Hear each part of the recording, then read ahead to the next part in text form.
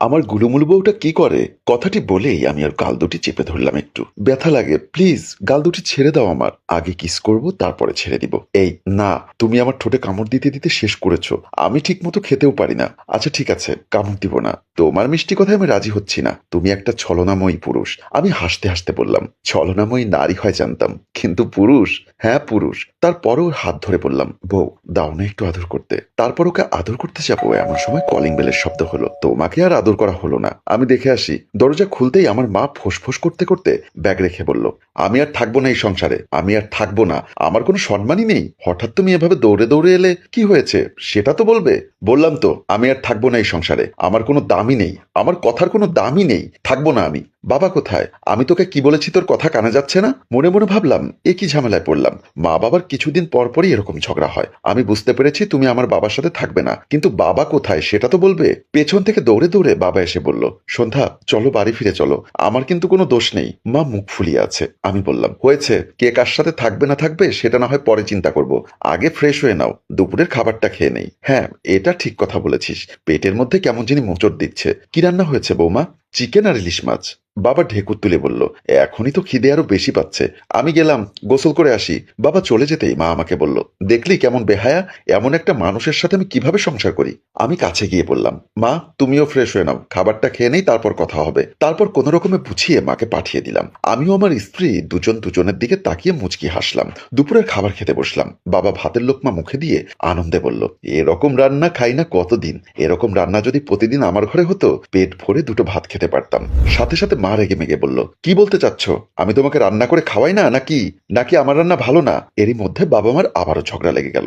আমি আর আমার স্ত্রী অবাক হয়ে গেলাম, কি করব বুঝতে পারছি না। তারপর বাবা বুদ্ধি করে বললেন, তোমার রান্না তো সেরা, এত ভালো রান্না প্রতিদিন খেলে তো আমার অন্য কারো রান্না খেতেই মন চাইবে না, তাই প্রতিদিন তোমার রান্না খাওয়া উচিত হবে না। তাই বললাম, যদি এরকম রান্না খেতে পারি তাহলে ভালোই হয়। কথাটা শুনে মা একটু লজ্জা পেয়ে গেলেন। আমি আর আমার স্ত্রী একজন আর একজনের দিকে তাকিয়ে মুচকি মুচকি হাসলাম। খাওয়া দাওয়া শেষে নিজের রুমে গিয়ে বউকে বললাম, তোমাকে একটু আদর করতে পারি? এই পাগল, নিজের বউকে আদর করতে মন চাচ্ছে আদর করবা, এভাবে পারমিশন নিতে হয়?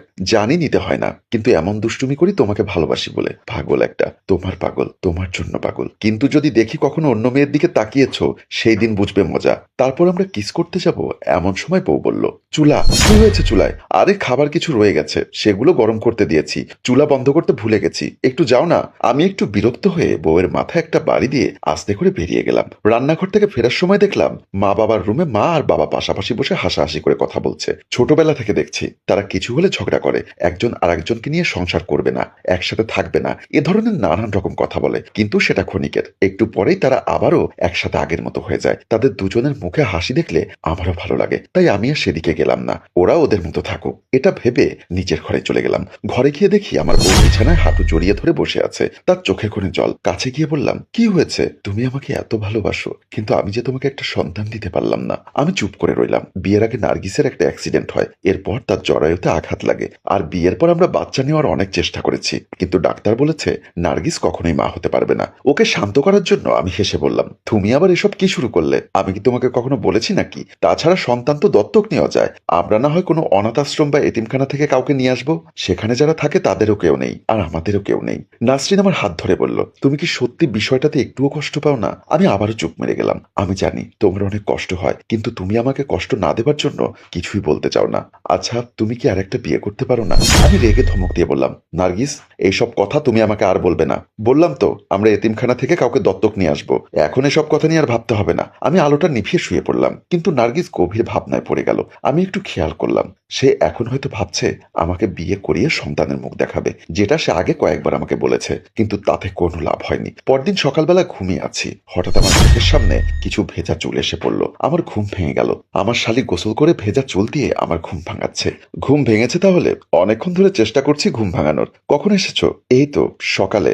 আপু ফোন দিয়ে বলল জরুরি দরকার আছে, তাই আসলাম। কথাটা শুনে মাথা খারাপ হয়ে গেল। আমার মাথায় কিছুই ঢুকছে না, না জানি কি বলবে। ও কি মিমির সাথে আমার বিয়ের চিন্তা ভাবনা করছে নাকি? কোন চিন্তায় ডুবে গেলেন দুলা ভাই? না কিছু না, তুমি যাও নাস্তা করো, আমি ফ্রেশ হয়ে আসছি। আমার শাড়ি চলে গেল, আর আমি ভাবতে লাগলাম সারাটা জীবন দরকার হলে নিঃসন্তান কাটিয়ে দিব, কিন্তু তারপরও কোনো নারীকে আমার স্ত্রীর জায়গায় বসাতে পারবো না। এতে যদি আমাকে সারা জীবন চোখের জল ফেলতে হয় তাতেও আমার কোনো সমস্যা নেই। আমি আমার স্ত্রীকে অনেক ভালোবাসি, হয়তো আমার জীবনের চেয়েও বেশি ভালোবাসি। আমি এসব ভাবতে ভাবতে আমার স্ত্রী এসে বলে উঠল, চলো নাস্তা করে নাও। আমি একটু রাগ করে বললাম, তুমি আবার তোমার বোনকে আসতে বললে কেন সকাল সকাল তাড়াহুড়ো করে? আমার স্ত্রী বলল, ওর পরীক্ষা হয়ে গেছে, এখন ছুটি, বাসায় বসে আছে, তাই ভাবলাম এখানে এসে কিছুদিন বেড়াতে এসেছে, সেটা নিয়ে কোনো সমস্যা নেই, কিন্তু এটা ছাড়া আর কোনো ঝামেলা নেই তো?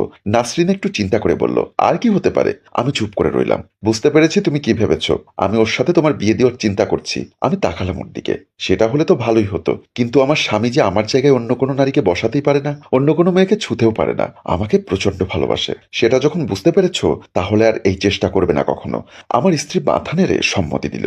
আমিও হাসি মুখে তার সাথে কথা বলতে লাগলাম। অনেক দিন পর ওর মুখে প্রাণ খোলা হাসি দেখলাম। সম্মানিত ভিউয়ার্স, গল্পটি কেমন লেগেছে আমাদের জানাতে কমেন্ট করুন, আর ভালো লাগলে শেয়ার করে ছড়িয়ে দিন। গল্পটির রচনায় অভিক ও চিত্রগ্রহণ ইফতি হোসেন এবং সম্পাদনায় আলমগীর।